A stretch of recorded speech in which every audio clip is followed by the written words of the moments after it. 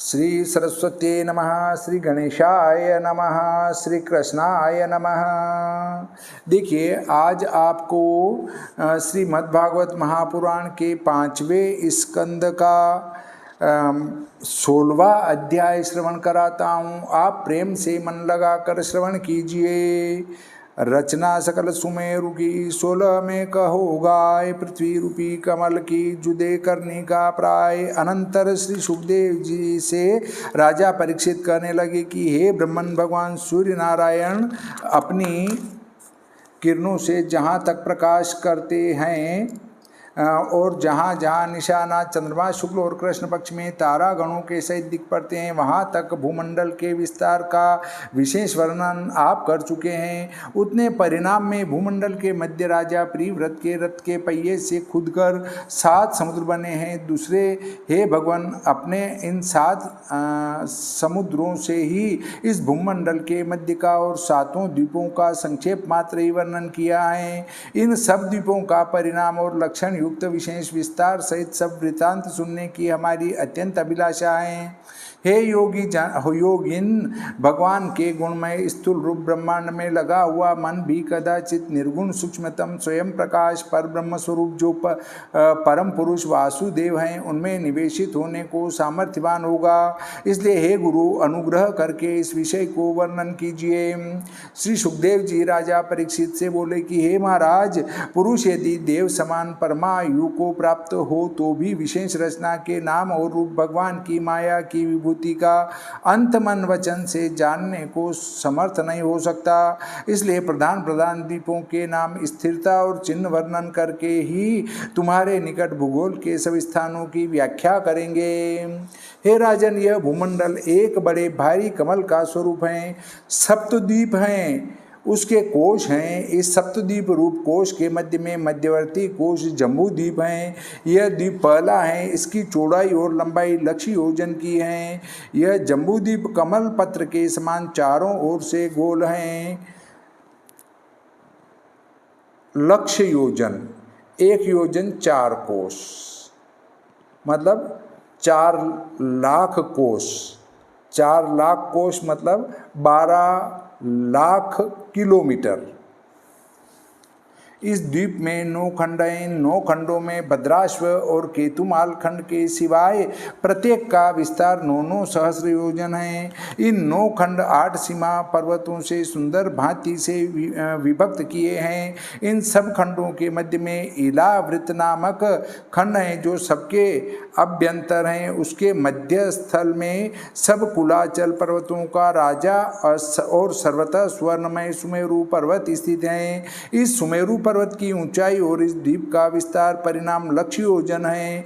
यह पर्वत चोटी की ओर 32,000 योजन और मूल में 16,000 योजन फैला हुआ है और पृथ्वी में 16,000 योजन गड़ा हुआ है और बाहरी भाग में 84,000 योजन दिखाई देता है। जो है हो यह सुमेरु पर्वत इस प्रकार से भूमंडल बड़े भारी कमल की करने का दंडी का रूप हुआ है। हे राजन, इलावृत वर्ष के उत्तर भाग की उत्तरादि दिशाओं में बराबर बराबर नीलगिरी, श्वेतगिरी और संगवान गिरी हैं। ये तीनों पर्वत यथाक्रम रम्यक वर्ष, हिरण्यमय वर्ष और कुरु वर्ष के सीमा पर्वत स्वरूप हो रहे हैं। ये तीनों पर्वत पूर्व की ओर लंबे हैं। इन तीनों पर्वतों की दोनों कक्षाओं बगल में 4 समुद्र तक सीमा है। इनका विस्तार 2000 योजन है। इन पर्वतों में प्रथम पर्वत की अपेक्षा पिछला पर्वत लंबाई में दशांश से कुछ अधिक भाग में कम है, अर्थात केवल 11 अंश दीर्घता के परिणाम में छोटे हैं। इस प्रकार इलावृत वर्ष के दक्षिण में निषद, हेमकूट और हिमालय नामक क्रम से 3 पर्वत हैं।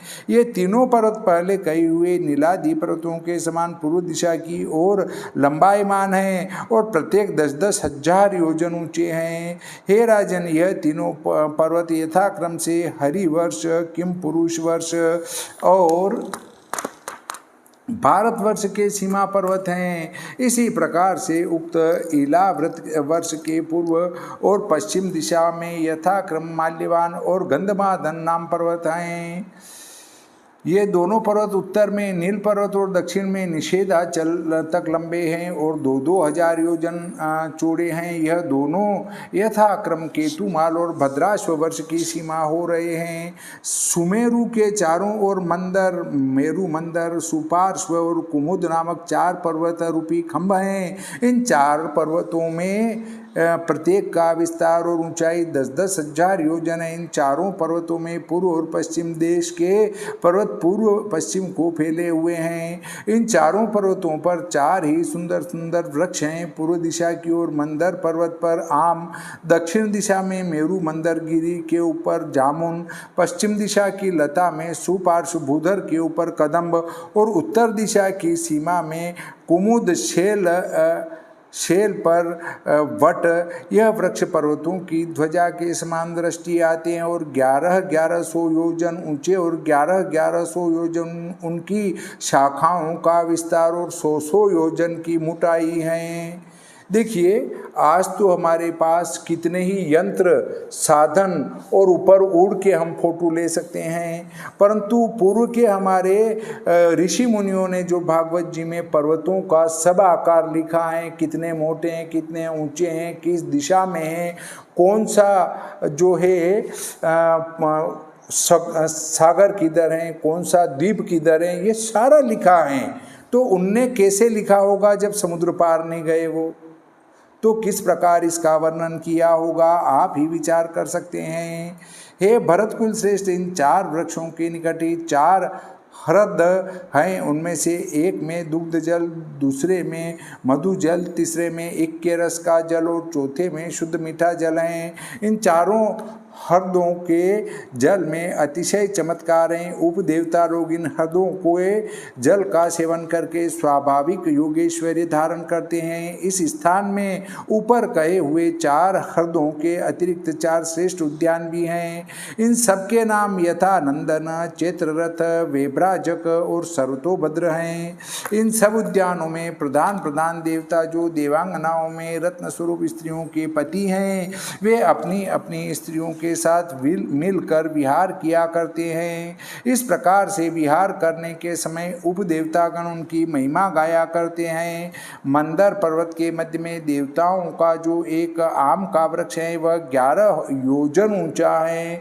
उस वृक्ष के अग्रभाग से सदा अनेक अमृत तुल्य बहुत मधु फल गिरा करते हैं। यह सब फल पर्वतों के शिखर के समान बड़े बड़े होते हैं। उन सब बड़े बड़े फलों की अति मधुर सुगंधी है और जब यह गिर कर फटते हैं तब सौरभ सुवासित अरुण वर्ण का रूप होने से, धारा प्रवाह इनका रसी जल स्वरूप होने से उसमें अरुणोदा नामक एक नदी हुई है। वह नदी मंदर पर्वत के शिखर से निकलकर पूर्व की ओर इलाव्रत खंड को पवित्र करती हुई पूर्व की ओर चली गई है। इस जल के सेवन करने से ही भवानी जी की अनुचरी यज्ञांगनाओं के अंग में सुगंधित हो जाती हैं। उनके शरीर को छूकर पवन में ऐसी सुगंधी हो जाती हैं कि चारों ओर 10-10 योजन तक वह सुगंधि युक्त पवन आमोदित करती रहती हैं। शंका होती कि कदम्ब, आम्र, जामुन, बड़ इन वृक्षों का चरित्र सुनकर तथा इन वृक्षों से उत्पन्न हुए जो नदी तथा कुंड सब पदार्थों को देने वाले सुनकर हमारा चित्त अत्यंत चकित हो रहा है और कांपता है, क्योंकि आज तक ऐसी बात सुनने में नहीं आई कि नदी में और कुंड में सब पदार्थ भरे रहते हैं। इसका उत्तर है कि जब ब्राह्मण, क्षत्रिय, वैश्य और शूद्र सब अपने अपने धर्म में और वेद के मार्ग में दृढ़ और स्थिर थे, तब नदियों का, कुंडों का, वृक्षों का जो प्रभाव श्री मद् भागवत में लिखा है वह सब सत्य था। जब चारों वर्णों ने कलयुग में अपने अपने धर्म को और वेद मार्ग को त्याग दिया और पाखंडी बन पाखंड मत को ग्रहण किया, तब भगवान ने समझा कि ये दुष्ट इन स्थानों को भी भ्रष्ट करेंगे। यह विचार कर उन कुंड और वृक्षों को गुप्त कर दिया और सब किसी का प्रभाव हर लिया। ये सारी बातें जो भागवत जी में लिखी हैं वो सब सत्य हैं, परंतु कलयुग के लोग पाखंडी हो गए हैं। अब एक संत कह रहा है कि बाल कटा के चिकनी टकली करने से क्या फायदा है, किस शास्त्र में लिखा है बाल कटाने का? तो इसके लिए गरुड़ पुराण सारोद्धार में अंत्येष्टि कर्म वाला प्रकरण आप पढ़ेंगे तो उसमें स्पष्ट रूप से लिखा है कि परिवार के सभी लोग क्षोर कर्म करावे, ऐसा लिखा है शास्त्र में। नहीं तो गरुड़ पुराण उठाकर अंत्येष्टि कर्म वाला प्रकरण पढ़ लें। क्षोर कर्म कराना परम आवश्यक है मृत्यु के समय, और जो अपने वो प्रतिष्ठा नहीं गिरने देना चाहता, चाहे वो न कराएं तो कोई दिक्कत नहीं है। परंतु जहाँ तक आप कोई भी दान पुण्य करते हैं या जो आप पाप करते हैं, पाप वो आपके बालों के छिद्र में बैठ जाते हैं। जब हम बालों को साफ करके फिर स्नान करके पिंडदान आदि करते हैं तब वह पाप निकलते हैं और फिर हम उस पिंडदान के अधिकारी बनते हैं। इसलिए बालों को कटा लेना चाहिए। शास्त्रों में पापों के बैठना, लोग नहीं कहते हैं कि पाप सिर पे चढ़ के बोल रहा है, अर्थात जो हम पाप करते हैं वो हमारे सिर पर चढ़ के बोलते हैं, अर्थात इन बालों के अंदर बैठ जाते हैं। जब हम उनको साफ कर लेते हैं उसके बाद पिंडदान करते हैं तो फिर वो पिंडदान करने का हमको अधिकार भी प्राप्त होता है और उसका लाभ भी प्राप्त होता है। पर किसी को अगर ये बात गलत लगती हो तो उनको कदापि बाल नहीं कटवाना चाहिए, हीरो बनकर घूमना चाहिए। इस प्रकार जम्बू वृक्ष के समस्त फल जो हाथी के शरीर के समान बड़े और कृष्ण वर्ण होते हैं और जिनकी गुठली अति छोटी होती हैं, जब वे ऊपर से गिरते हैं तो फट जाते हैं और उनके रस से जम्बू नाम एक नदी उत्पन्न हुई। वह नदी मेरू मंदिर से शिखर से 10,000 योजन ऊंचे से पृथ्वी पर गिरती है और जिस स्थान में गिरती है उस स्थान से अपने दक्षिण में समस्त इलावृत वर्ष में व्याप्त होकर बह रही हैं। इस नदी के दोनों किनारों की मिट्टी उसके जल के रस से भीगी वायु और सूर्य के संयोग भली भांति पक जाने पर जम्बू नद नामक महामूल्यवान सुवर्ण हो जाता है। जिस सुवर्ण के देवादि सभी अपनी अपनी स्त्रियों के साथ मुकुट, कटक, कटी मेखला इत्यादि आभरण बनाकर पहना करते हैं। सुपार्श्व पर्वत की कक्षा में महाकदम्ब नामक जो बड़ा भारी कदम्ब का पेड़ है, उसके समस्त कोटरों से 5-5 मधु की धारा उस पर्वत से गिर अपने पश्चिम की ओर में इलावृत वर्ष को अपनी सुगंधि से चारों ओर 100 योजन तक सुवासित कर देती हैं। जो प्रजागण इसी पर्वत की मधु धाराओं का सेवन करते हैं, उनके वंदन की सुगंधि के स्पर्श से वायु सुगंधित होकर 100 योजन तक चारों ओर महका देती हैं। इसी प्रकार से कुमुद पर्वत पर शतवर्ण नामक जो वट वृक्ष हैं, उसके स्कंदों से नीचे दही, दूध, घी, मधु, गुड़, अन्न इत्यादि और वसन, भूषण, शयन आसनादि समस्त मनोवांछित वस्तु दोहनकारी जो नद इस पर्वत के अग्रभाग से निकलकर अपने उत्तर इलावृत देश को महोपकार करके उत्तर की ओर समुद्र में मिल गए हैं। इन नद नदियों में स्नान करने से वहां रहने वाले प्रजागणों को कभी अंग की विकलता, थकावट, खेद, जरा, रोग, अकाल मृत्यु, शीत व गर्मी के कारण विलावन और विघ्न आदि जो संताप विशेष हैं वह सब कुछ भी नहीं होते।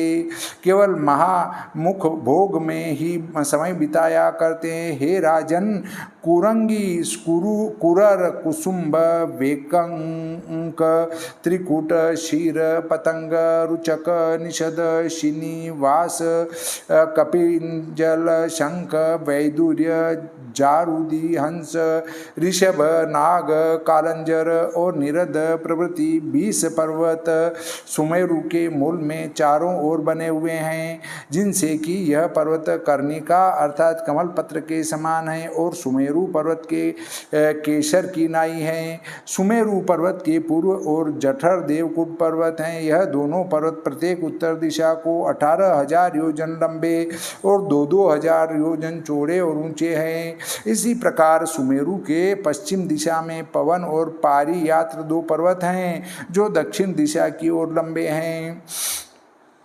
दक्षिण दिशा में कैलाश और करवीर गिरी हैं। यह दोनों पर्वत पूर्व की दिशा को लंबे हैं। उत्तर की ओर त्रिशृंग और मकर नाम 2 पर्वत हैं। यह पश्चिम की ओर विस्तृत हैं। इस प्रकार मूल से सहस्र योजन परित्याग करके चारों ओर अग्नि की परिधि के समान इन 8 पर्वतों से गिरा हुआ कांचनगिरी अर्थात सुमेरु पर्वत चारों ओर से प्रकाश कर रहा है।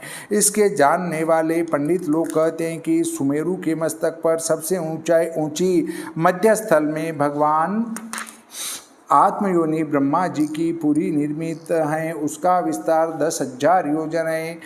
वह स्वर्ण की बनी हुई है और चारों ओर समान चतुष्कोण है। इस पुरी के ऊपरी भाग में पूर्वादि सब दिशाओं में क्रम से उत्तरादि 8 लोकपालों की 8 पुरी बनी हुई हैं। इन सब पुरियों का वर्ण उनमें रहते हुए लोकपालों के वर्ण के समान है और प्रत्येक का परिमाण पुरी के परिमाण से चतुर्थ अंश अर्थात 2,500 योजन है। श्रीमद्भागवते महापुराणे पंचम स्कंदे भाषा टीकायां भुवन कोश वर्णनम नाम 16 अध्यायः। श्री सरस्वती मैया की जय, श्री कृष्णचंद्र भगवान की जय, गणपति जी महाराज की जय, श्री रामचंद्र भगवान की जय, बजरंग बली की जय।